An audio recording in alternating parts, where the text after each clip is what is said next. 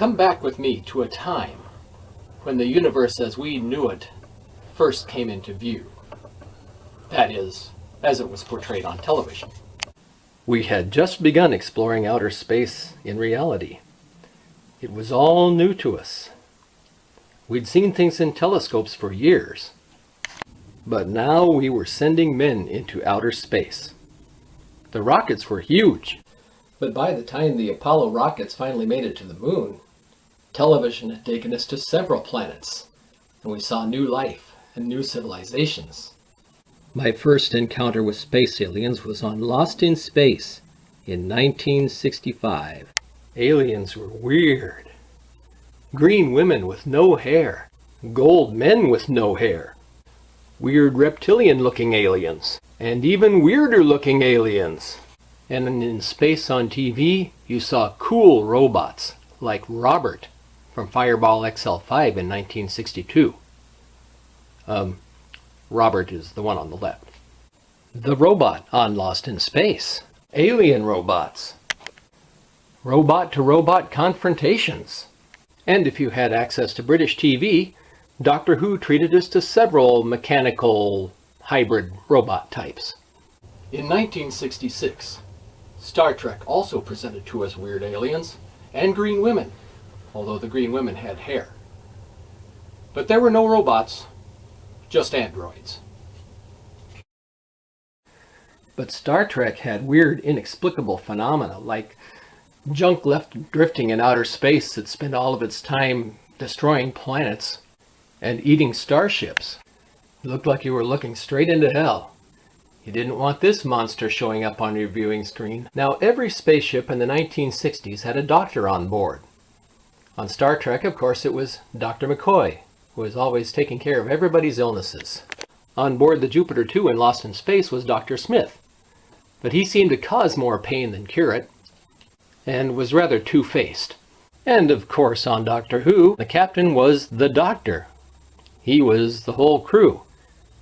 And he had many faces, as everyone who has followed the Doctor Who series can tell you. The moon landing in 1969 seemed to bring space to an end on American television. But in Britain, Doctor Who continued to delight us with more weird robots, weird aliens, mechanoid and otherwise, and a variety of adorable travel companions. In the late 1970s, Star Wars came to theaters and brought us all kinds of new weird aliens.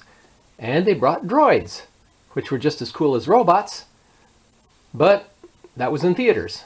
It wasn't on our TV screens in our living rooms, and we didn't get to see them every week. In the late 1980s, Star Trek returned with The Next Generation. But the universe had lost much of its mystery. The Klingons and the Federation had a treaty going, and the Romulans were off to sleep somewhere at the beginning. The encounters tended to be of such extreme magnitude that there was no conflict. For instance, the Q was big enough to squash the Enterprise like an insect, but chose not to. And then other foes that confronted the Enterprise were so small that the Enterprise could squash them like an insect, but they chose not to. And all aliens had universal translator implants so that they could listen to each other and talk, and talk, and talk. Things got so dull that we had to entertain ourselves with a holographic deck. But sometimes the programs got too powerful and took over the ship and nearly destroyed it. But at the end of season 2, when the Borg came around for a second time, things got a bit more interesting.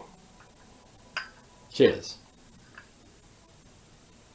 Good sci-fi enjoyed a renaissance in the 1990s. There were new versions of Star Trek, and Babylon 5 brought us a whole new variety of weird aliens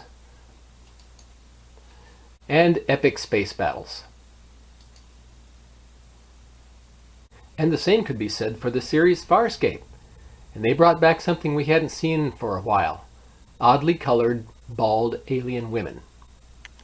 Well, I've spent a lot of time talking about the visual things of science fiction that have come and gone, but there was an audio element to science fiction that seems to have pretty much gone forever.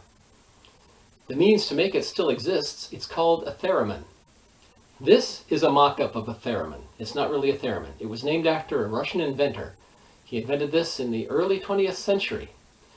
And you could use it as a musical instrument or just for sound effects. But it was all electronic. There was no digital technology back then. It all ran on radio waves. And it's a long explanation, but what you heard from it was a combination of radio frequencies, what they call a beat frequency. You heard it in old radios when you tune the radio, the woo, woo, woo, woo sound. Well, that's what this operates on. I will pretend to play this theremin.